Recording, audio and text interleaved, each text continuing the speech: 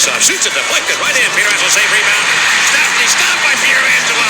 I don't believe that save. Neither does Peter Stastny. He can't believe the save that Pietrangelo just made on him as Frankie Sparkman on that maneuver there to stop and rob Peter Stastny. He get 5 to 10 for that. Hello and welcome to episode 102 of Tendy Talk, presented by the Hockey Podcast Network and the BLPA Podcast Networks. I'm your host Joe, better known as Wash Up Goalie on social media. Surprise! I said there probably wouldn't be a podcast this week, then I went and scheduled this one.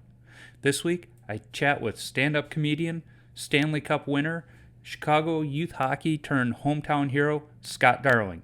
We cover a lot of topics this episode, so without further ado, let's get to the conversation with Scott. Well, Scott, thanks for joining me on Tendy Talk. It's fun to get you on here to kick off the 2023 episodes as we roll into a new year. Yeah, thanks for having me. I'm excited. I've heard good things about your podcast. Uh-oh, you've heard good things. I don't want to know who they came from because they're probably lies then. But it's kind of fun for me to get you on the podcast because I'm a Chicago kid too. Grew up on the South Side, played for St. Jude. Oh, no shit. Where are you from? I'm from the Beverly Mount Greenwood neighborhood. Grew up right behind Popeyes and Pops there on 103rd Kedzie. So, so it was kind of fun to get another Chicago fella on. Although I live in Minnesota these days, and where hockey is life up here. It's fun to get you on. And the one thing I like to start off with everybody though is ask, how did you get started in the game of hockey? You know, you moved around a little bit early on and as a kid because your dad was in the armed forces. So how did hockey become part of your life? I was lucky enough. My dad was a goalie. So when I was a kid growing up, when he was stationed we were just outside of Seattle, like near Tacoma in Washington State, I watched him as a kid, like playing hockey, and I just fell in love with it. You always want to impress your dad, right? So I kind of picked up him, and like he was my goalie coach my entire life. And so that's how I got into it. Well, and that answers the next obvious question then is why goalie? Well, because of dad. Yeah, well, dad and the gear. I love the gear. And that's no secret. When we look at all of the great sets you had over your NHL career, and then, let's look back a little further to your time with Team Illinois and that Brian set with the TI logo all over it. Yeah, I was very fortunate. My dad spoiled me, and that was the start of my hockey gear love. That TI set you're talking about, and Brian's. I think it was 7 when I got those, and been Brian's till I died my whole career because they're a great company and they took care of me the entire time. Well, and that TI set, let's not ignore the fact that the TI logo has probably the worst representation of the state of Illinois on there, and yet they still haven't updated it. I get when they first came up with it, it was probably, clip art from 1988, but they could update it and modernize it a little bit. They absolutely could, but yeah, that it has, like you said, has not changed, and I'll never forget. That was like a Christmas gift that my parents got me, those pads and the blocker, and when you're young, I was 7 or 8 when I got those, but that was a sick setup. Yeah, and it probably helped that dad was a goalie, convincing mom that this should be a Christmas present for you, because most parents, they'd be like, I don't know, but dad being a goalie, no, he needs this custom set, not only custom, but your own graphic and everything else. That dad probably helped in that regard. Yeah. There. With dad being a goalie, it was nice for me if he ever got a work bonus. He's like, okay, new gear, let's go. He loved it. He kind of lived vicariously through me, in my route to the NHL. But I was very lucky, and I always told my parents, it's I don't want Christmas gifts. Spoil my sisters like you guys do enough for me during the year, getting me hockey equipment. And I grew very fast too, so had to keep upgrading the size of my equipment. So it cost them a shekel or two. So I was very lucky. I remember, I think I was a peewee playing for St. Jude, and I was wearing some old Cooper Durasoft pads. And on one practice, my knee was just below the top of the pad. And the next day at practice, when to put the pads on, my knee was now above the pad. And I didn't practice that day because we then got in the car and drove up to Gunzo's to get me some new leg pads. And my dad was like, thought I had couple more weeks, but no, looks like we're going pad shopping today. Yeah, those fun trips, and God, going up to Gunzo's before Jerry's and some of those other shops were around that was the place to go for a while. Yeah. I had a couple trips to Gunzo's to get. I got those TPS contour pads there. One of my favorites. That's one of the best gloves I've ever had. I actually modeled my Brian's glove off the TPS contour glove that I played with. That was my favorite glove I've ever had. The hardest piece of equipment I ever find that I liked was the glove. Yes. Yeah. Well, the set you see behind me, I got just last year, and it replaced some of that I bought in 1999. And I'm the kind of guy, I'm going to stick with something until it just falls apart, in part because I'm cheap. But as I was looking at different things, it was the glove. Like I looked at every line, for about 5-6 years, I'm finding the right glove. And finally I'm like, I'm not going to find anything that isn't just like the one I'm using now. So when I went to put the order in, I talked to Ev over at Vaughn and told him, what glove I was wearing. He's like, okay, yeah, we can get as close as possible in today's specs, because they had changed a little while since, 1999. But yeah, it's just the feel of that glove. It's so special to a goaltender. I think it can ruin an entire set if the glove doesn't work right. Yeah, I blame most of the goals I let in on bad gloves, but no. But like, I played baseball my whole life, so like I like the feel of like a, just like a flappy, like a baseball glove. And I remember my first year with the Hurricanes, and Brian's is great. They took care of me. They're the best. Jaws, the best rep ever.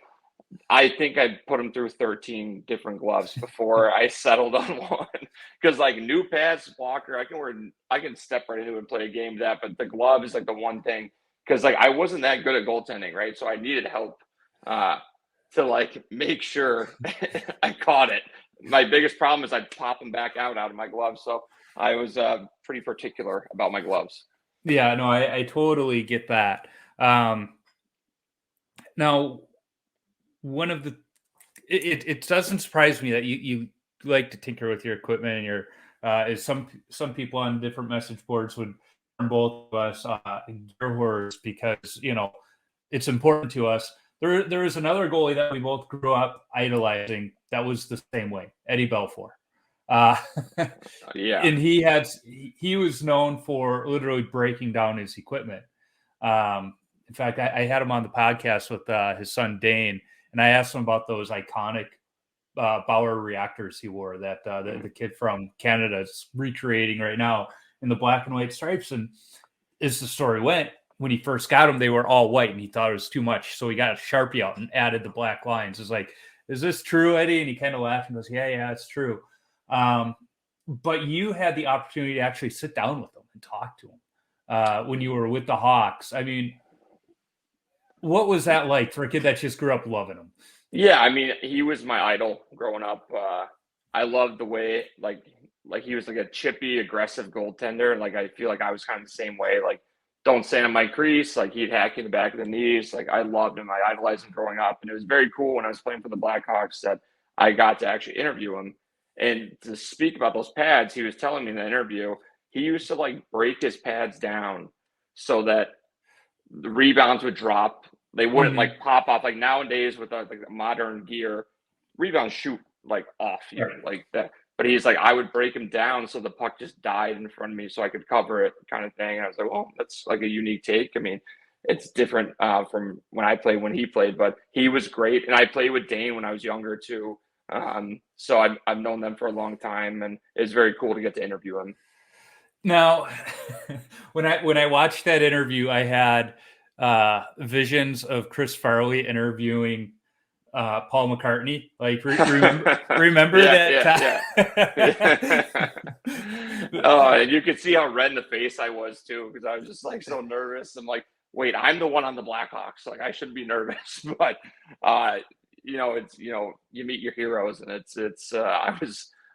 was my first probably interview I've ever done either. So it was very cool, and he's great. He's a great guy, and like I said, I played with Dane when I was a kid, and I've known them for a long time. It's funny. They always say don't meet your heroes because then you realize they're just regular people. Mm-hmm. And when I had him on the podcast, like I was worried about that, because like I grew up in peak Eddie Belfour era. I'm an 81 birth year. And so it's like, yeah, he was my guy. And then I had him and Dane on at the same time. And it was funny because I've talked to other people. I had him on the podcast. And I'm like, well, he's a little stiff and everything else. It's like, oh, yeah, he doesn't know me. But Dane logs in first. And so him and I were talking about skating at Southwest Ice Arena because he played for St. Jude too, and going to Hockey Unlimited across the street. And the old guy Linus who worked there, he was a goalie, so they catered to goalies. And we're talking, and Eddie logs in, and for like 2 minutes, we don't even acknowledge him. It's just Dane and I going back and forth, and then Dane's like, "Oh, hi, Dad. How are you?" He's like, I was wondering if you guys wanted me for this episode or what. But it was like because of that, it just kind of like tore down whatever wall he had before he came in. And it just totally opened up. And I think we talked for darn near an hour and a half. And then they said, I'm not a whiskey drinker, but they still sent me some of their whiskey. And mom liked it when she was still around. So I made sure she got some of it. Yeah. I'll never forget, like I went to a CYA tryout when I was a kid. That's where I met Dane for the first time. And he was wearing, Ed was playing for the Toronto Maple Leafs. And so Dane showed up in Toronto Maple Leafs gear, like mask, pads and all this stuff. And they were oversized for him. And I was like, who the heck is this guy? And they're like, oh, that's Dane Belfour. I'm like, Ed Belfour's son. And I mean, obviously I won the job, but we've been friends ever since then.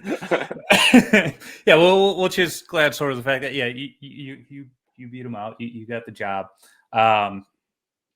So it was funny. Most of the time I come up with a few little notes, but for you, being a Chicago kid, some of the same rinks and everything, like I just have a whole list of things. So I might be all over the place, but that's how us goalies are. We are all over the place. Yeah, we're not normal. No, too many hockey pucks to the head, I like to say. That's right. I was saying on the last episode, every now and then I'll tell people, yeah, I've had 6 concussions, but I put up the 7 fingers to see how quickly they pick that one up. So what I think is really cool about you is, you had a journey to get to the NHL, and it was a hell of a journey. You spend 2 years at Maine, you leave there for different reasons, and then you toil in the minors, unlike any other goalie I've seen toiling in the minors, up and down, all around. But part of that was, you had a party side to you. And you've been forthcoming with that. And at some point you said, okay, enough is enough. Enough of the Lonnie Kai, enough, enough times out partying. You wanted to get serious. How important was the support of your family at that time? And I ask that because I think there's a lot of young goalies who, with hockey, the culture is, let's go out and have a couple beers after the game. Doesn't matter if we're old enough. And then there's the parents that'll on tournament weekends, they'll have their Yeti cup, and we all know it's not iced tea in there. There's other stuff in there. It's part of the hockey culture, drinking. And you said, no, I'm still going to be a hockey player. I'm still going to live the hockey culture, but I don't need that in my life. How much support, not only of your family, but your teammates, how important was that when you made that decision? Yeah, I mean, my family's great. It's I've obviously talked about it when I was 21 playing at Maine. It like kind of got away from me. And all of a sudden, you're out of school, you don't have a degree. The only thing that I'm good at is playing hockey and possibly stand-up comedy.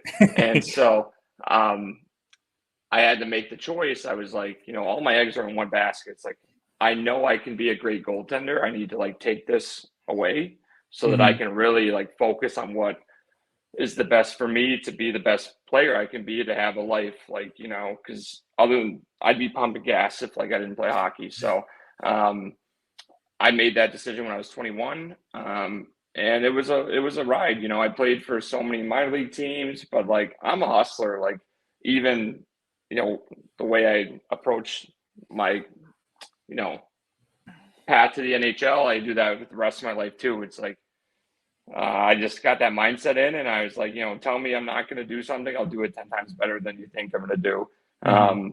And so just grinded like 4 years in the minors, like 17 stops along the way, and then finally made it to the Blackhawks. No, you make that. I'll call it the homecoming. You get called up to the Hawks. That call home to mom and dad, saying not only I'm getting called up to the NHL, but I'm getting called up to the Hawks. I mean, all right, I got two stories for it. So, I used to train in Boston with Brian DeCord. Did that for like 13 summers at Stop at Goaltending, and was coming out of my season playing the AHL with the Admirals, and I turned down like a contract to re-sign with the Admirals because I was like the best goalie in the AHL that year. I was like, I'm gonna wait and see what my options are. All of a sudden, every team in the NHL came calling, and I got the call from the Blackhawks, and I was like, I don't give a S word how much you're gonna pay me. Like I'm absolutely signing with the Blackhawks. So I pulled over. I called my dad. My dad's like the biggest Blackhawks fan ever. I was like, "Are you sitting down?" And he's like, "Why?" He's like, "Who died?" I'm like, "Sit down." I was like, "Dude, I just signed an effing contract with the Chicago Blackhawks," and he cried forever.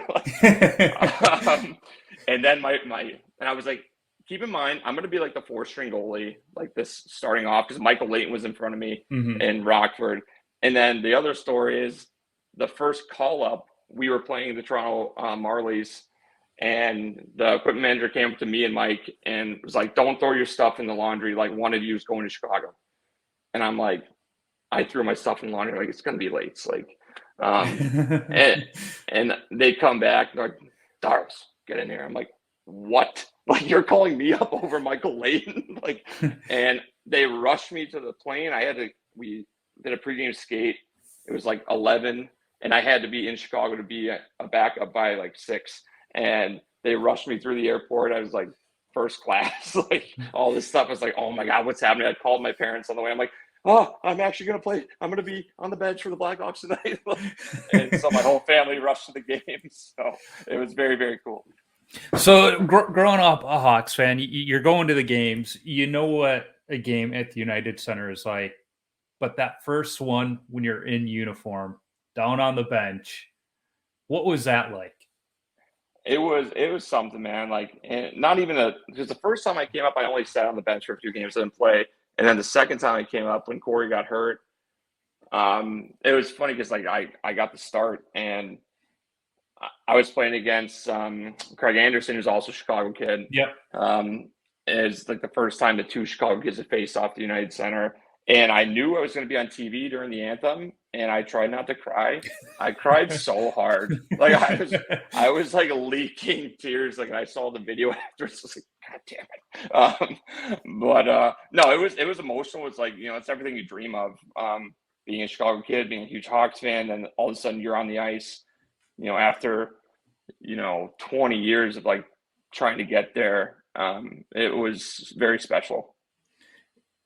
And I mean, not only being on the ice, but being in the locker room, you know, when you start going through the names that were on that roster at that time, so far there's one Hall of Famer, but we know there's quite a few more that are on that roster. Yeah, that was another hurdle I had to like overcome, because I got in there. I'm like, Corey Crawford's like, I bow down to him, you know what I mean? And then and so the first like month I was there, I kind of stared at my shoelaces. Like I didn't say anything. I just tried to do my job, go to work, get in, get off, get out. But they were all great people, like Kane, Taves, and all, you know, Duncan Keith, Chalmerson, you name it, Patrick Sharp. And they were great. They really, you know, brought me into their community. And so eventually I got over the stardom, the fandom of being a Hawks fan, joining the team. Well, and I've heard it with some other goalies too, where you almost have that impersonator syndrome. Like, I don't belong here. Look at all these guys. I don't belong here, but you do. There's a reason they brought you in. They felt you belonged there. Yeah, but I especially did, I think, because I came from the Southern Pro League.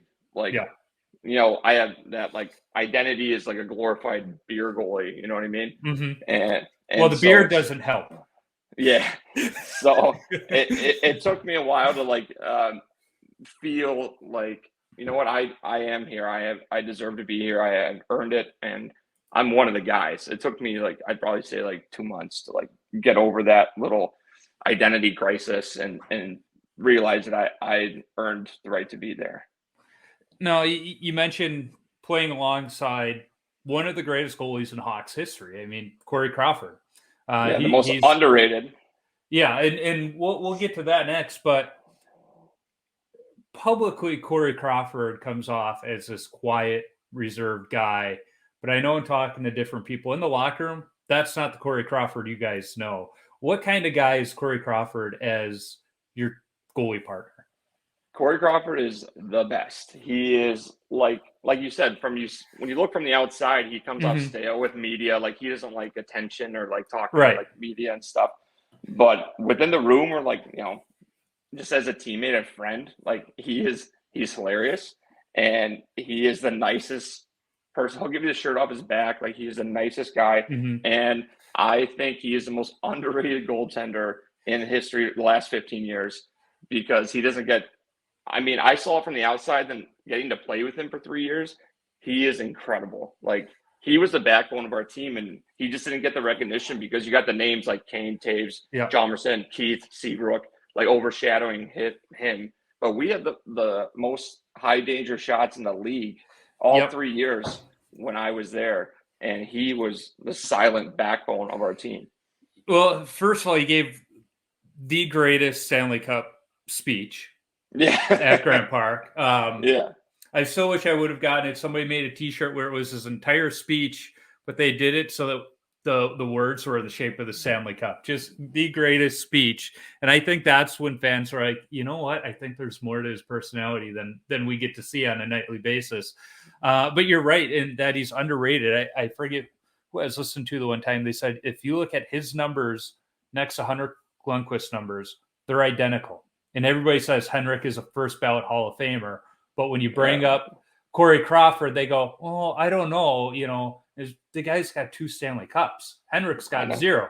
And they say, well, look at the team in front of him. But to your point, the high danger shots, and I've had this conversation with other people too, is you need a goalie like Corey Crawford to win those games, because a goalie like him gives your team the confidence to take those chances to score the goals they did. For those home run passes from deep in your zone to catch Patrick Kane streaking across the blue line. You're not making those passes if you don't got a goalie like Corey Crawford in net.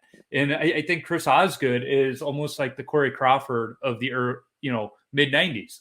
Same discussion. He's got great numbers, and everybody says, well, look at the team he was on. And unfortunately, I think that's what hurts those two guys in those discussions of great goaltenders. Yeah, but both of them, they always made the big saves at the key times. Yeah. And they just, neither of them got the recognition for that. So I'm outwardly like trying to get Corey Crawford in the Hall of Fame. Like, he was the best goalie I've ever played with, ever seen, and I think he needs a little more clout. He deserves to be in the Hall of Fame, and number 50 deserves to be hanging from the rafters. Yeah, there's no doubt about it. When we talk the Mount Rushmore of Blackhawks goalies, we got Hall, Esposito, Belfour, and Crawford. Yeah, that's the Mount Rushmore right there. But because of personality, like, you're peeking over their shoulders, photobombing it. Yeah. But like, if they ever make that Mount Rushmore, just put a little, like, on the bottom, a little darling on there. Yeah. But we talk about those guys, but I think what's really cool about Blackhawk fans is they embrace the grinders and the hustlers. That's why a guy like Andrew Shaw is beloved. That's why they loved you. I mean, first of all, you were from Chicago, so as Chicagoans, we love anybody from Chicago that plays for our team. Doesn't matter how good they are. That's why a guy like Dan Pasquale was loved by White Sox fans. But for years, we're going to be able to walk into the United Center and we're going to see 33 on the backs of fans because of, you were from Chicago, but they loved your grind, your hustle, and maybe what you did in Nashville. That comes in handy too. Yeah, I think you might see the jersey just because it's on discount at Walmart, in that $5 bin. But yeah, they're still lingering around. Yeah, well, I just think Hawk fans really love those hardworking guys. Well, it's like you're from Chicago, it's like it's just a blue collar, like hardworking community that we have here, and that's just the way it is. And they, like you said, they embrace the guys who are like maybe not making $9 million a year, just like showing up, doing your job, and like I joke that like the guys who play for Chicago, like you become like a Chicagoan, like you just put your nose down, go to work, do your job, and like do the best you can. And all the guys who I played with, and I still now as a broadcaster, I still am connected with like the team. That you just turn into like a blue collar hard worker when you come and play for the Hawks. Yeah, well, and it's hard not to realize that it's a blue collar town when you pull up to the United Center in the neighborhood it's in. Now, granted, it's gotten a heck of a lot better than the Chicago Stadium days, but it's still not a great neighborhood. And these guys, they pull up and they're like, these are the people we're playing for. These people are spending a pretty penny. For some of them, it could be half their paycheck to come to a game. And I think that rubs off on them.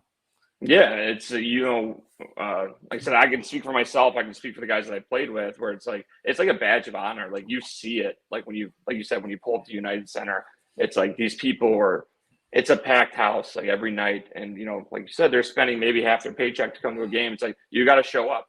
Yep. Like let's go. It's motivating. It's inspirational when you're like going on the ice. Like let's go. Like let's have the best game we can have. Not only for yourself but for the city. Because it's a big deal here. Well, one of my buddies that I grew up with, born and raised on the south side in Oak Lawn, he somehow was a lifelong Red Wing fan. And I remember I know we never liked him for that, but that aside, he's a good kid. But when the Blackhawks were in their first Stanley Cup run, I was on the phone with him. He was having that like existential moment, like, I'm from Chicago. I see how hard this team is working. Like, I should be embracing them with the rest of the city, but as a Red Wings fan, I can. He's like, what's wrong with me? He's like, well, what's wrong with you is you're a dirty Red Wings fan. And he's like, yeah, I know. I expect that from you. But even he understood that's the city right there. It's what you saw in those 3 Stanley Cup teams. And it's funny because he now is one of the top marketing people at Goose Island Bruin. And now that they have that Blackhawks Pale Ale, he happened to be in a video sitting down with Danny Wirtz talking about the Blackhawks tradition and everything else. And I think I know what you're talking about. Yeah, my buddy DJ. And the day that went on all Blackhawks social media and everything, I sent him a text. I said, did Danny know he was sitting down with a lifelong Red Wings fan? And his simple reply was, I've been expecting this text since the day we recorded this. I knew it wasn't going to get by you. But I mean, he was great. In fact, I have an Eddie Belfour signed card here and a puck and jersey floating around because Goose Island scheduled a watch party between a Hawks and Red Wings game, and they brought in Eddie, Chris Chelios, Darren Pang moderated it and everything. And TJ's like, you need to get down here for us. I forget what I had going on. I think I was on vacation or something. And he goes, well, send me whatever you want Eddie to sign. I'll make sure he does it for you. And, so he might be a Red Wings fan, but he still cares about Blackhawk fans. So he's not half bad. But anyways, I digress. Getting back to you in the game, so Crow, like you said, great friend, great guy in the locker room, a presence in the locker room. But in the 2015 Stanley Cup run, it just wasn't clicking for him in the Nashville series. And you come in and you just steal the series. Like the Hawks don't win if it's not for you. Blackhawk fans know it. there's that amazing save. You know, you just say Scott Darling Nashville save. Every Blackhawk fan knows what it is.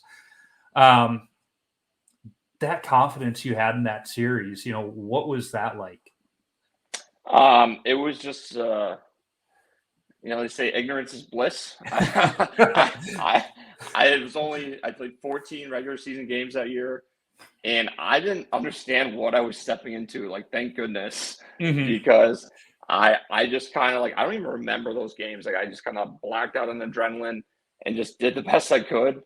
And to this day, I'm a humble guy, but to this day, I'll be walking around the city and it's just 2015, that's all I hear from people.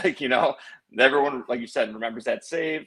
And, I was just lucky that I was ready to perform that way, to hold the fort before Corey got back in game 6 and took over the show. And, obviously it ended great. Yeah. And it's funny because there's saves I think about that I've made where I can close my eyes and I can still feel the puck hitting me. When you close your eyes and think about that save, is it kind of the same thing? You feel that puck hitting you, in the pad. Oh, I can feel it hitting my shin right now. Yeah. And even that save, like I said, I try to be humble, but that was an amazing save. And, but it was just no thought, I've trained, I'm prepared for this. It just happened. And, that's the one that everyone mentions to me for, probably for the rest of my life. Yeah. Well, Yogi Berra, he said something along the lines 90% of the game is reaction, the other half is mental. And that's why we practice. We practice as hard as we do, so that when we're in those situations, we just instinctively make those saves. Yeah, you don't think. It's like you're conditioned to just do the thing. You know what I mean? So yeah, they say that 10,000 hour rule. All the practice, it took me 20 years to get to the point when I was going to make that save, but I've been practicing goaltending the whole time. So it worked out. I remember talking to Kelly Rudy, and he asked me, when a guy was coming down to shoot on you, could you tell if he was right-handed or left-handed? And they said, I was looking at the puck and just reacting. The fact that there's goalies out there that can pick up on what hand stick they were, or, some of that stuff, I might be thinking, is there a guy on my back door, or is, there's somebody over here, but I'm not thinking, how are they shooting or reading the puck? I'm just reacting. It's just, that's how I played too. Cause a lot of guys are very methodical about, I've played with so many great goalies, and they're lefty, I'm doing this, righty, I'm doing this. And I like to think of myself as a middle between Ben Bishop and Pekka Rinne, in the middle, because size and reactiveness. And it's dude, I couldn't tell you who shot what side, whatever. It's I'm just staring at the puck, and I'm just going to make sure I keep it out of the net. That's it. Yeah, exactly. Maybe bark out a few orders to my defenseman to pick up somebody, but yeah, I'm the same way. So, there's that series in Nashville, and I know, and listening to different, talking heads and everything, there was a speculation of whether or not they would stick with you throughout the run or go back to Crawford. If they go back to Crawford, what kind of message does that send to you? As a fan, when they went back to Crawford, it was okay, yeah. But the way you handled it, and from what I remember hearing in the media, you were I would go back to him too. What was that discussion like with Joel? And, obviously it was the right decision when we look back at it in hindsight, in that you guys wound up winning the cup, but what was that like? And was it just what's best for the team at that point? Yeah. Kroll came back in game 6 and we came back and won the first round. And then, as you mentioned, I was I'd go back with Corey too. I know my place, in hockey. I was never going to be a Patrick Waugh, Marty Brodeur, Corey Crawford. I was just happy to be whatever I could be for the team. And so when we went the next round against the Wild, Crow started game 1, obviously. And I talked to Jimmy Waite, the goalie coach, and I was do you even think about starting me? game one? He's like, no. I'm like, okay. I would have done the same thing. You got to appreciate the honesty there. And living in Minnesota, it just always warmed my heart when you guys beat the Wild in the playoffs. Because it gives me bragging rights. In fact, I think it was in 2013. I may have put a Blackhawks banner on one of my neighbors' houses after the series. Risky business. It took some bargaining to get the banner back. He was going to burn it, but yeah. I mean, I think we knocked him out like 5 years in a row, right? Yeah, it was great. I remember one of those years, I had a buddy from high school that was up here for work, so we went to a Buffalo Wild Wings to watch the clinching game, and I happened to have a green Patrick Kane St. Patrick's Day jersey. So just for fun, I wore that to Buffalo Wild Wings because I know people would see the green and try and give me a high five, and then they would see the Indian Head logo, and it really confused them. And every time the Hawks scored, we would we weren't the obnoxious fans, but we would celebrate and clap, and we got a lot of nasty looks that day, and God, was it fun. And of course they had a cardboard cutout of the Stanley Cup at the front of the restaurant, so when we were leaving, we made sure to stand by it and get a picture taken. It's definitely cardboard if it's Minnesota. Yeah. So. Yeah. I have a lot of fun picking on my beer league teammates with that. In fact, I skate on a team that's mostly firefighters.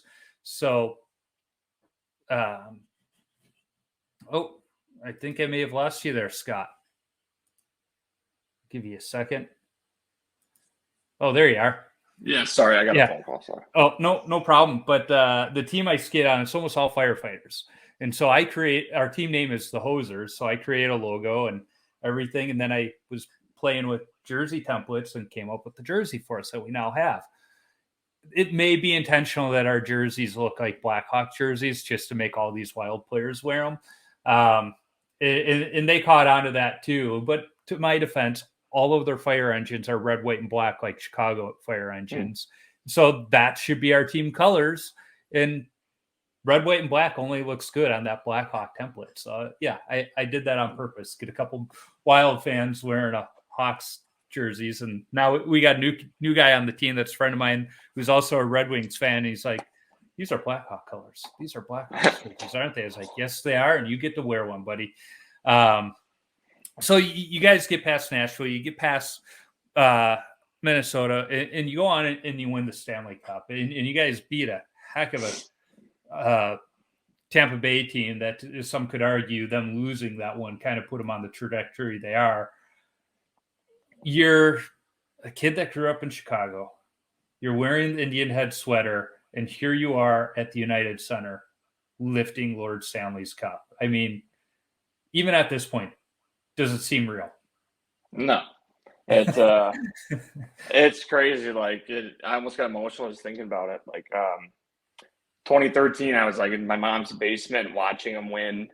My family went to the two parades beforehand, like in the crowd, and to have them like come on the ice and be on the bus, not watching on TV, like doing a thing, it was very, very special.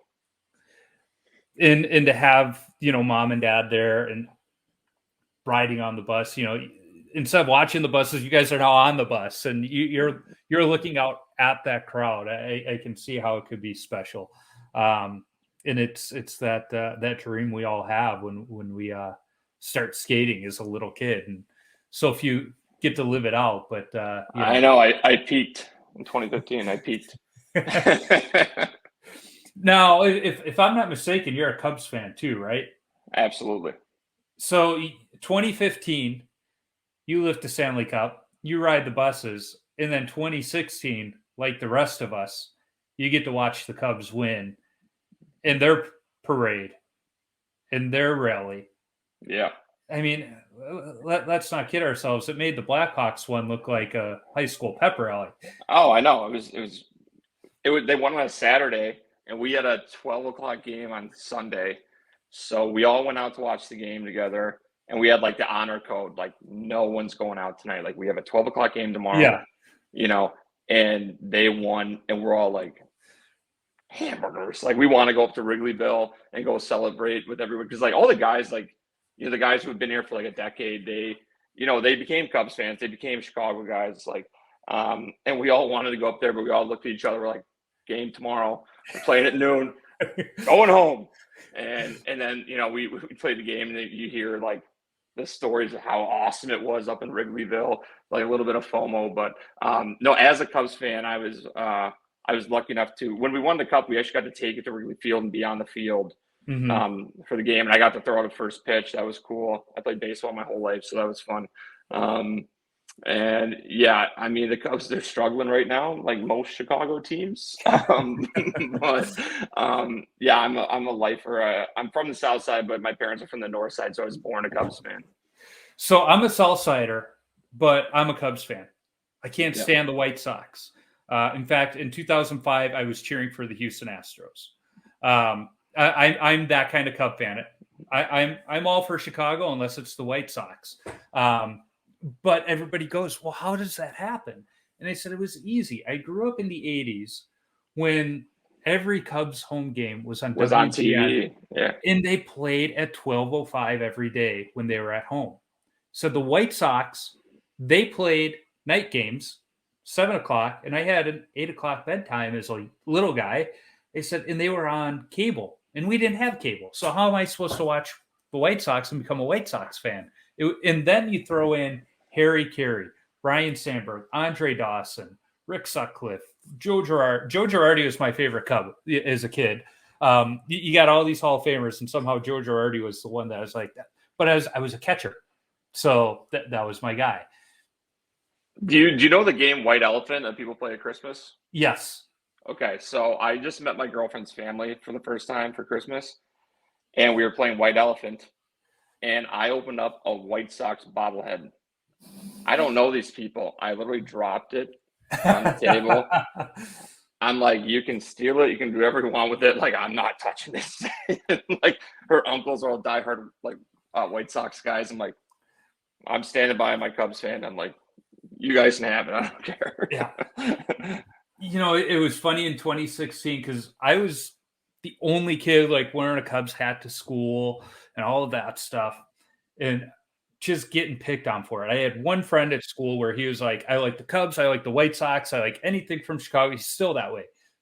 2016, all of these kids I grew up going to grade school with are talking about how they were lifelong Cub fans and this and that. And I'm messaging them going, you were? This is news to me. And they were all like, okay, maybe not a lifelong Cub fan, but I really like it. Is, you know, but it was funny. But there was maybe 2 or 3 where they're like, no, I want the Cubs to lose and everything else. And I told them, I was like, I respect you.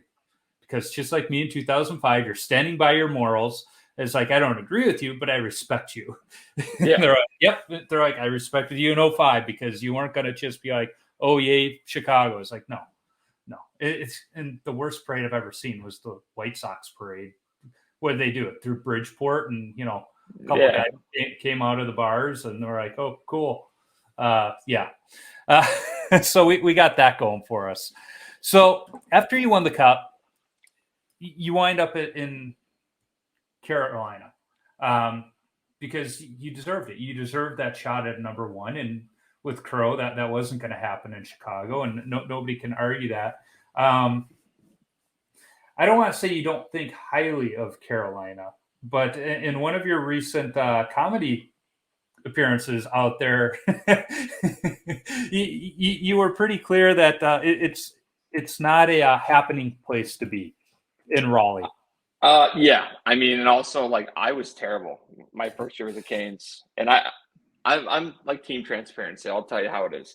I did not play well in my first season, and you know, you're young, you're, you know, finally had your payday, like, you know, and like I'm a city guy, like I like going to nice dinners and stuff like that, and there's just like nothing to do there. It's like I was living in Pleasantville, and everyone hated me because I played so bad my first season.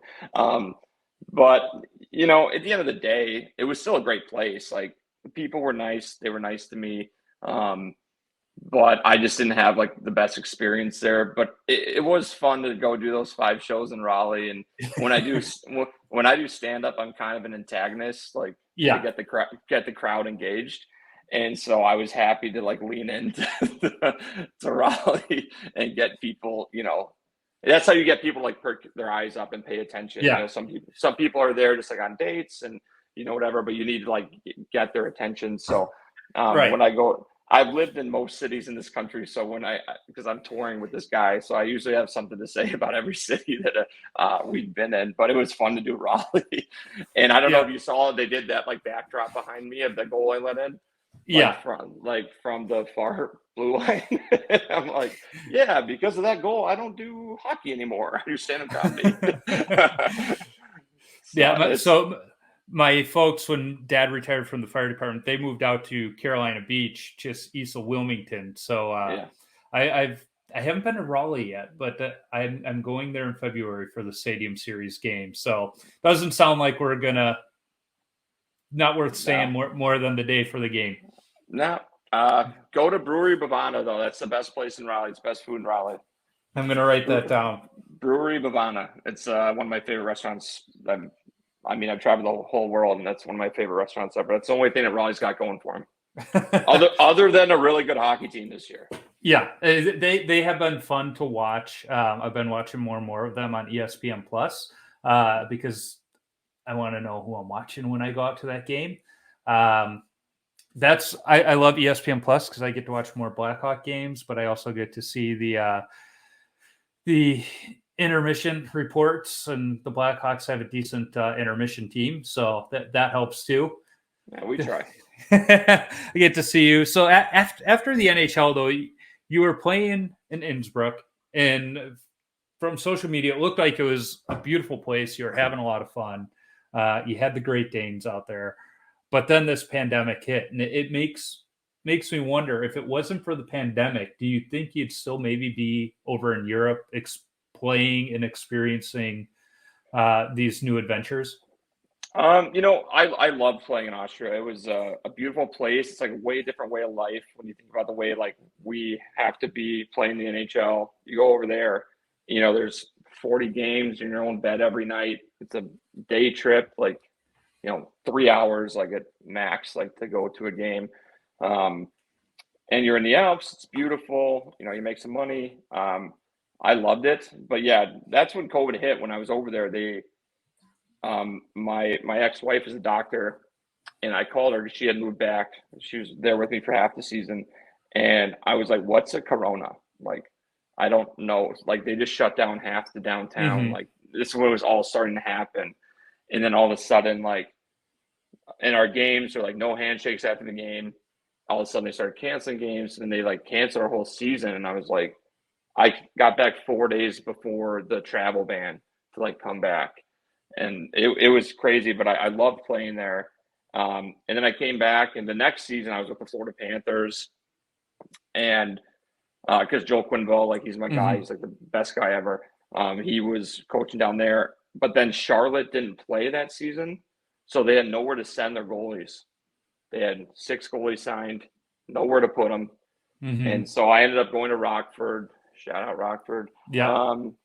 And I was same thing. Like, I'm commuting from Chicago to Rockford. It's an hour and 20 minutes, and every day for practice. And it's like I'm making just enough to pay for my gas. And I was like, you know what? It's a time to call it quits. Like, I'm ready for a new endeavor. I loved playing. I'm grateful for every second that I got to play hockey my entire life. But now, I have hopes of doing other things in my life, like, the second show kind of. And so it was a hard transition. But now, I'm kind of like figuring out all these new things. Like, broadcasting is very exciting, and the stand-up comedy is very exciting. So it's a second show in my life. Yeah. And, you talk to any pro athlete, and once they retire, it's finding out what that next act is. And it's not always easy for them. And for a while you were doing stuff with, Barstool Chicago, and, so it was fun as a fan to still get to hear you out there and being honest about the game and everything else. But then you stumble into this comedy thing. When did that come about? Clearly, you're just a naturally funny person, but comedy isn't easy. And I've watched a lot of. I'm not a comic myself, but I enjoy it. So I've watched a lot of comedians. I've watched a lot of Jerry Seinfeld comedians in cars, and you realize there's so much to that craft. So, how did you wind up getting into it? So I've always loved comedy. I never thought I would do comedy. But my first date with my now girlfriend, I went to the Laugh Factory to watch a show. It's a big venue in Chicago, and this guy went up and he was freaking hilarious. Like my comedy is very dark, and he had a very dark sense of humor on stage too. And I was walking out to go to the bathroom, and he noticed me from playing for the Blackhawks, and we became great friends now. I consider him like my mentor, and he was like, "Just try it one time, come out with me, open for me." And he's like, "If you don't like it, I'll never ask you to do it again." And we drove to Gary, Indiana together and did a show, and I was awful. I did an 8-minute set, and I was terrible, but I loved it.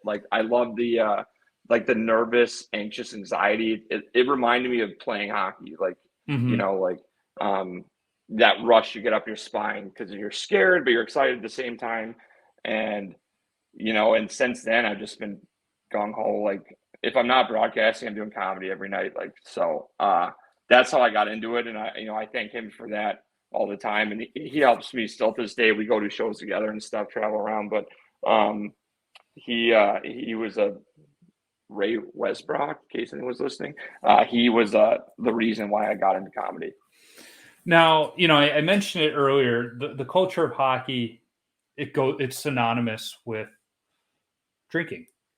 Comedy, it's kind of the same thing. So how have you been able to deal with that, or are you just at the point where it's not even a problem anymore? You're just like, well, I drink now. I'm not okay. I stopped for a long time to make sure I made the most of my hockey career, and the things I talked about, that happened when I was 21. Right. It's a decade ago. So now I'm kind of kosher with all that.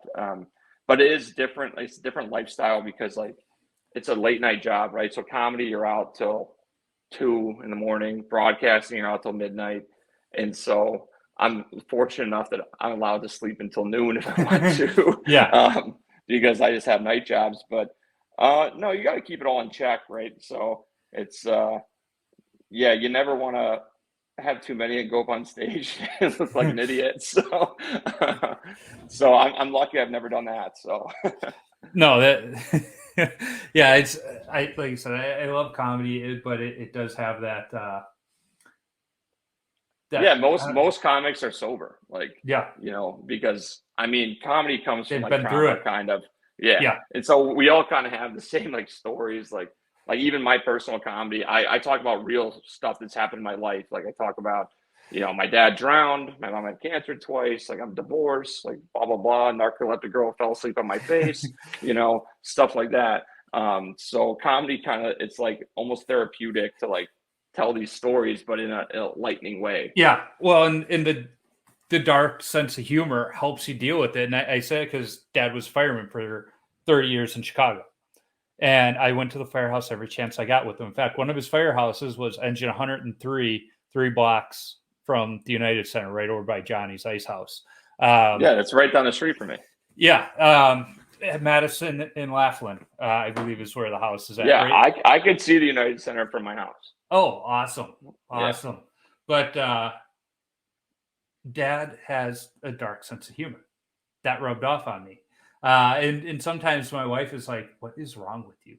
That is not funny. This is not the time to laugh." I'm like, "This is how I deal with things." But she started to get it. We wound up watching Rescue Me with Dennis Leary. Dad hated it because he doesn't like any of those fire shows because they're not correct. Well, they're not correct, but they bring in the soap opera side of it, all the love interest, but Rescue Me got the firehouse scenes correct. And at I don't know if you've seen it or going to watch it, but in the final episode, there's this instance with somebody's ashes where it just goes poof, gets on everybody. Well, my mom passed away on Mother's Day, and I was out in North Carolina. I was, thank God my sister and I were out there with her when this happened. But I'm talking to my wife on the phone afterwards, and she goes, "Well, what are you guys going to do?" And I said, "Well, we're going to cremate Mom." And she pauses and she goes, "Well, you guys aren't."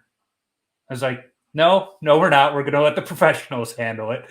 And then she goes, "Whatever you do, don't pull a Rescue Me." Well, it was about 2 or 3 days after the fact, and Dad was having a rough morning, and I said, "Dad, I need you to watch something with me." And he goes, "All right, what is it?" And so I had it all queued up so we didn't have to watch the other stuff. But he's watching it, and this happens, and he's like just laughing so hard he is crying. So then it did what it was supposed to, brought a smile to his face. But then when we went to pick Mom up from the crematorium, he looks at me and goes, "There's going to be no chewing gum in the car, and the windows are staying up." And I was like, "All right, you got it, Dad." But yeah, it's taken my wife a while to get used to my dark sense of humor because of that. But it still gets to her some days when me and my sister are going back and forth with it because we're not nice to each other. And I've always said, if we're being nice to each other, something's wrong, and yeah, if I'm not chirping you, it means I don't like you. yeah, exactly. It's, and I've said I've had the FDNY, 2 of the FDNY goalies on and 2 of the NYPD goalies on after their rivalry game when it was on ESPN and then this past spring. And they agreed the closest thing to the firehouse or the police precinct is the locker room, because that's where guys just chirp on each other and they're so mean and pick on each other. But it's when they're not being mean and picking on you that you need to worry. Because then they don't, if they're not doing that, then they don't like you. That's what I said. It's like, my friends know if I'm giving you a guff, it means I love you. Yeah, it's same. And it's, I'm not going to say it's a character flaw of mine, but it's the byproduct of growing up at the firehouse and in the locker room. So, well, we've been talking a while, and I want to be mindful of time. I end every episode with 10 questions. They're the same 10 questions I've asked all, 102, 103 guests now. So Eddie answered the same ones. Dane answered the same ones. First one is, what's the craziest coaching moment from your playing days where a coach just lost it? Craziest moment? I don't think I've actually had one. I can think from a personal standpoint. I'll never forget I let in a goal from the red line against LA Kings, and the look that Joe Quenneville gave me, it was like, I'm not mad, I'm just disappointed. You know what I mean? And it was the first period, and I had to play the rest of the game, and I shut it down. We won 3-1. But just like that look of disappointment, it was like your dad being mad at you at the dinner table. It was one of those looks where he's like, I don't have to say anything. Yeah. I might have cried, but that's why we wear masks, so people can't see the tears. So what is your favorite all-time goalie mask? Probably my Wayne's World one. Other than that, I love Ola Kolzig's mask, the Colzillo mask when he was in Washington. And then Eddie's, obviously the Eagle, probably my top 2. I just had Kolzig on, and I asked him about the mask. He said the first one looked like Barney the dinosaur. And he wore it and had a terrible game. And he goes, I never wore that one again. I went back to the painter and said, we need something else. So what is your favorite rink that you've played at? Honestly, I loved Vancouver. I loved playing at the Van. The Canadian cities are all great. The new Edmonton rink is awesome. But yeah, I'd say Vancouver is probably my favorite place to play. For me, and you're going to know this rink, it was always Southwest Ice Arena. Yeah. Back when they had the Oregon. Played plenty of games there. Yeah, that's why I learned to skate at the Murray Bannerman Learn to Skate. Yeah, my coach in 7th grade. Oh, this was a question I forgot to ask you earlier. Um, you made some disparaging comments about the city of St. Louis. They're 100% valid because I've been there. My niece just moved down there this school year for law school. She grows up in Chicago, spends 23 years in Chicago, not a problem. 1 week in St. Louis, her car was broken into and they tried stealing it. And a week later, like her bank card was stolen. It was like, so everything.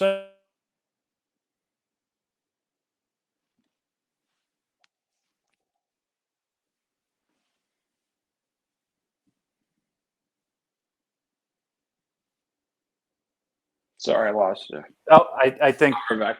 I think it may All have been my question was Detroit on that no trade list too? Because those are the two cities I would have had on my list, regardless of how good they were. Absolutely. I had 15 teams that I could pick, and I did all the Canadian teams, all the teams in California strictly for like financial purposes. And then no St. Louis, no Detroit ever. And we're actually playing the Blues tomorrow. And so we're going to get to relive that catastrophe that I said on the broadcast. And I'm like I said, I'm an antagonist. Like, I don't care. You can say whatever you want to me. And so we're going to double down on it tomorrow. And I'm going to read the mean tweets like from fans from St. Louis and stuff. And I'm just going to lean into it. And because Kelly Chase wants to fight me. And I'm like, dude, you're not even from St. Louis. Like, you're from Saskatchewan. Like, grow up. And it's all for the fandom, right? Like, I don't actually hate St. Louis, but it is a shitty town. So I'm gonna make jokes about it. It's a crap town, but for some reason, Blues players when they retire love to stay there. They do, which a lot is of guys good do, because it's done wonders for youth hockey in St. Louis. I have a college teammate who's from there, and he was actually the GM and coach of the Junior Blues for a number of years, and so it's great. Like, their success is like, and I've seen it. And like, I say this stuff like satirically, like I don't actually hate St. Louis, but their success there's been a lot of guys coming out of St. Louis. Yep. Like kids coming up. So it's great for the game of hockey. And like, it's like I said, it's not actually a bad place. It's just easy to pick on, I guess. Yeah. This is something you'll appreciate because when I think of the St. Louis Blues, I think of Curtis Joseph and Brett Hall because they were Blackhawk killers in the mid 90s. Brett Hall's son, Jude Hall, was a goalie. Do you know who his favorite player was? Ed Belfour. Nice. The Black. Now, of course, it's because Jude's a little bit younger, so his dad was playing with Eddie when he was in Dallas. But for me, I just find it funny that St. Louis Blue legend, his kid's favorite goalie, was a Blackhawk goalie. not picking Cujo. No. Which did you happen to read Cujo's book? Yeah. That his what upbringing, a story. Yeah. I kind of like the guy now, which is tough for me to say for as much as I hated him as a kid. I love watching him play. He was a great goalie. Oh, yeah. His book was very interesting. Like, what a life, Yeah. I read his book. Now I'm reading Hosa's. I got it back here. I'm a couple chapters in. So yeah, we just did the banner raising. Hoss Doggies have a life, man. He's the best dude ever. So I'm happy for all his accolades and success. Yeah. So back to the questions. What is your favorite goalie stick that you've ever used? Let's say the Curtis Curve. Oh, you used one of those. When I was a kid, I used to rip the Curtis Curves. But I mean, now just like the Warrior, like whatever, like Warrior makes great sticks. So. Mm-hmm. Yep. Yeah, I'm using a Colin Delia Pro Return right now, which is a Warrior, and I got it because I had the trigger grip and I wanted to try it and kind of like it. So, what is your favorite youth hockey memory? Playing the Quebec PB World Championships with Team Illinois. Actually, we were, I don't know if it was TI or CYA, but we got to go to the World Championships as the Blackhawks. Oh, cool. So I still have so we played in the NHL division, the top division. So Little Caesars played as the Red Wings. We played as the Blackhawks. And I still have my jerseys from the World Championships. And I was 33 when I was in 7th grade as a Blackhawks jersey. And so it kind of came to fruition like later in my life. So that's probably my best memory. I was gonna say, do you have those two jerseys? Just your Stanley Cup 33 and your Quebec Junior 33 side by side hanging up on the wall? Not side by side, but I definitely have those two jerseys from them. I wish I was in the basement. I'd show you my man cave. I'm a hoarder, so I kept all my stuff from playing in the NHL and all my masks and everything. Like, so. Yeah, no, I would have done the same thing. I mean, I've only had a few masks, and I still have all of them. And then I got the one I'm wearing now. That's out in the garage in my stall. But so, what's the best chirp you've heard on the ice, off the ice, directed at you, not directed at you? What's the rating of this program? Are we whatever. all rated? Yes, we can be. Okay. I was playing the Flyers one time, and we were down. It was like 3-1. And this whole time, the whole game, this guy had been just like giving it to me every TV timeout. He was right in the tunnel, so I could hear everything he was saying the whole game. Just the worst things you could think of. And it was finally the last TV timeout, and he was sitting there with like this beautiful girl, like on a date. They were like 2 rows back, like right in the tunnel. And he's like, saying all this stuff to me, and I lift up my mask. And I'm like, dude, I will be your girlfriend.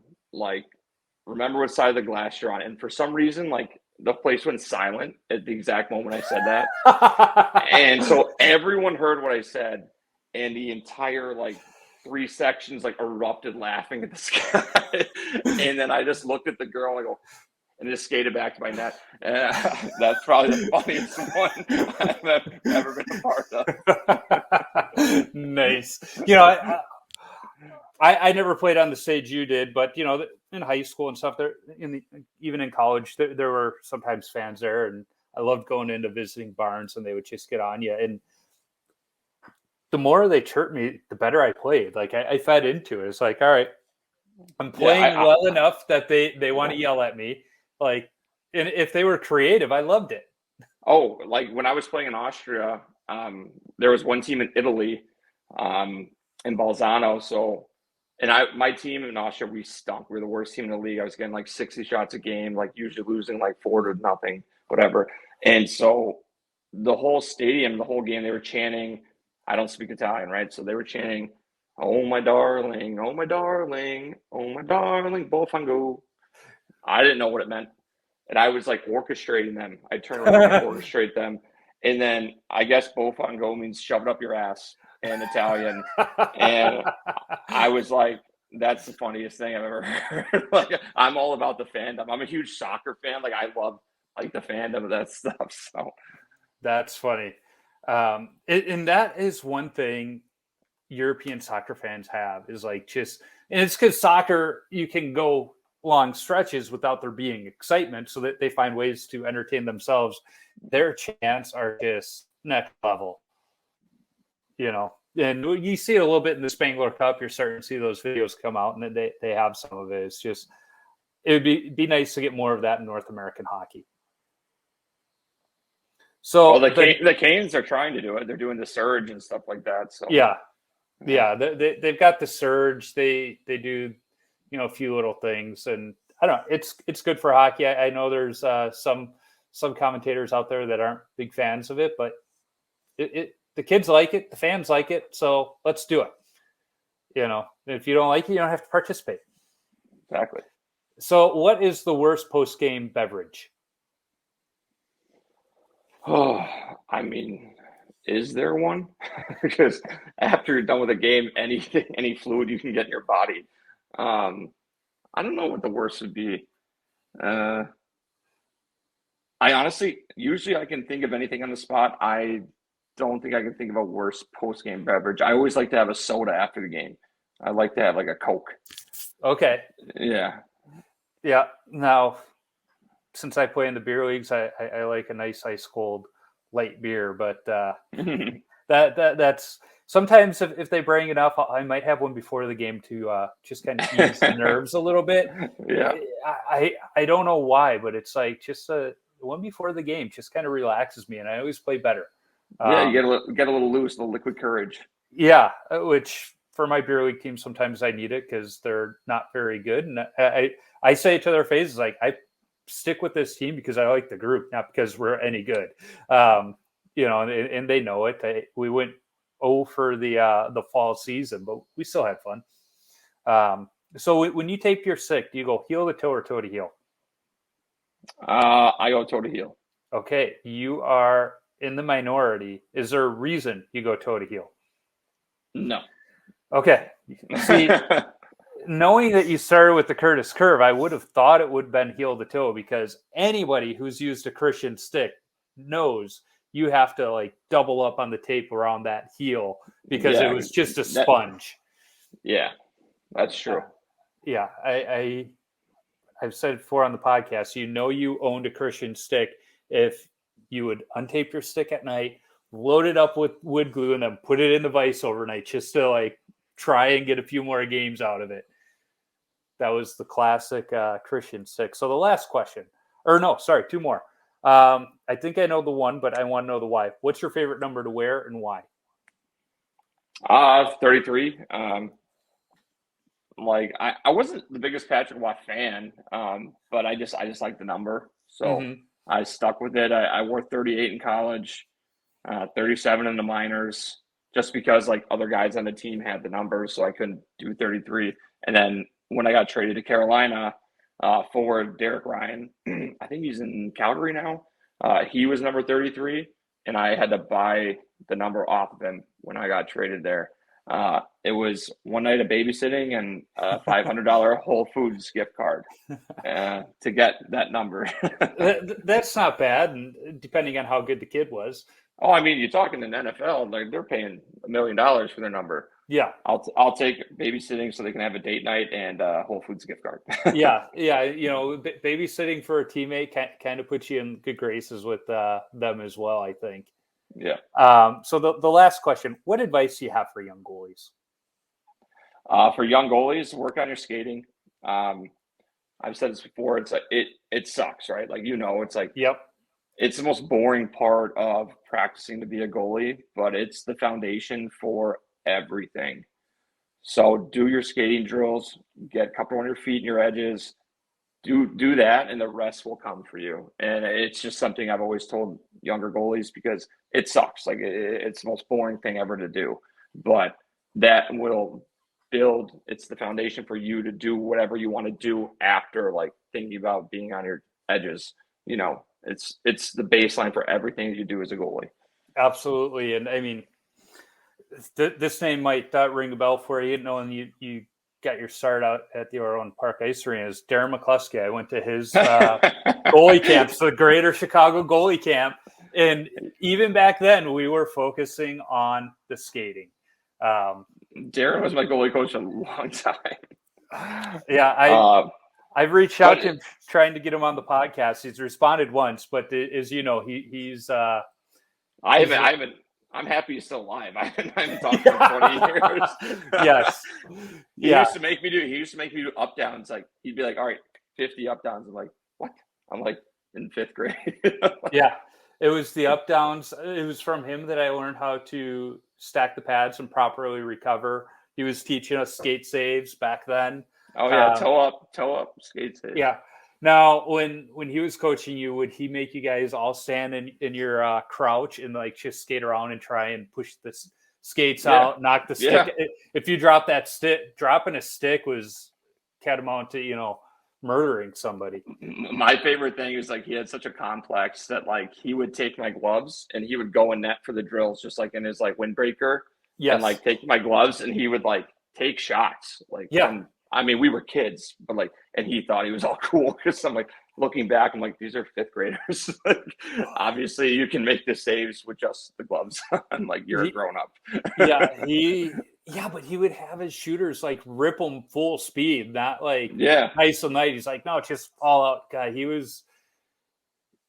I'm gonna say he is because, like you said, hoping he's still alive, but there's a chance of the way he lives. It's.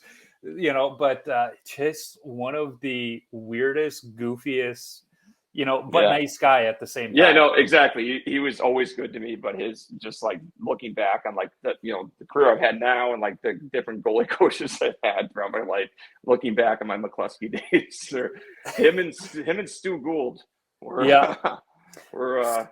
good as Gould. Very interesting methods of teaching goaltending. When you were going to Darren, did he have the Schmutt brothers as his shooters still? They were 2 referees. I know one of them was Mark, but they were always reffing my games. And it was funny because Mark, when the play was down in the zone, he would stand behind my net and like coach me while play was in the zone. But I remember we were playing Fenwick. It was at SIA. It was the end of the second period. I was down on the end away from the Zamboni, and there was a kid on Fenwick just kept hacking at my pads, everything else, trying to trip me. And I was playing for Brother Rice in the late 90s. We weren't very good. Of course, they won the Kennedy Cup a year after I graduated. But this kid's just giving me the business the whole, first 2 periods of the game. Right toward the end of the second period, I just had enough. So I stand up and I just cross-check this kid in the back. He goes down, and Mark is the ref down in that end, and arm doesn't go up. And the kid gets up, and he's like, "Aren't you going to call a penalty?" Yes, everything else. And Mark goes, "You've been an asshole to him all game, and I haven't called you for a penalty. Now you want me to call a penalty on him?" He goes, "I think you kind of deserved it." And at that, the Fenwick coach goes, "He's got a point." And like that was the end of it. And this kid just goes skating away, all upset that I didn't get a penalty. But Mark, later on in the game, he skates by. He goes, "You can do whatever you want to that kid. You're not going to get a penalty for me. I don't care." But if I wasn't, he always had a pocket full of Jolly Ranchers during games. And if I wasn't playing, he'd skate by and toss me Jolly Ranchers throughout the game. That's a good ref. Yeah. I was like, yeah. And I only knew him because of going to Darren's goalie camps in the summertime. Those were fun. Well, Scott, we've been talking a while. I appreciate it. Thanks for coming on the podcast. All the best to you in 2023 with the comedy. It's kind of been fun to follow you on social media to see it taken off. So that's fun. And hopefully we'll keep in touch. Yeah, it was a pleasure to meet you. Thanks for having me on the pod. Onwards and upwards for you in 2023. Yeah, excellent. Well, have a great rest of your day. I appreciate it. Of course.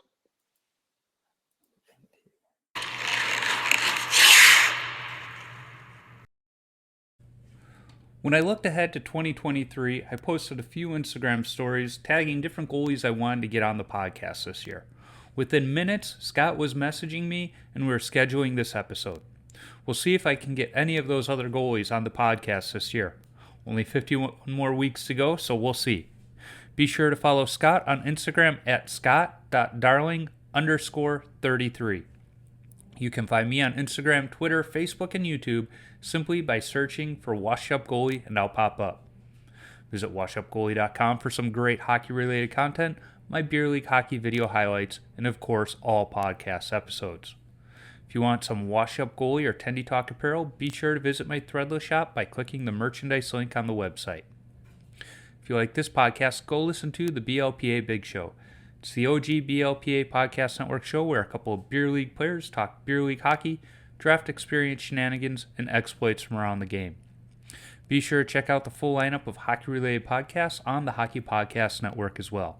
There are too many shows to list here, but shows like the weekly nightly podcasts, the Caps Chirp podcast, and the Bob Matthews podcast can all be found.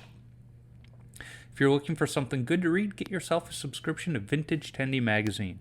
Published quarterly by episode 28 guest Brent Deneur, the magazine takes a deep dive into a goalie, usually from the 80s or 90s. In the first 6 issues, they've covered Potvin, Fuhrer, Cheveldae, Thibault, Reggett, Van Beesbroek, and episode 20 guest, mask painter and designer Don Strauss. The latest issue zeroes in on Darren Pupa.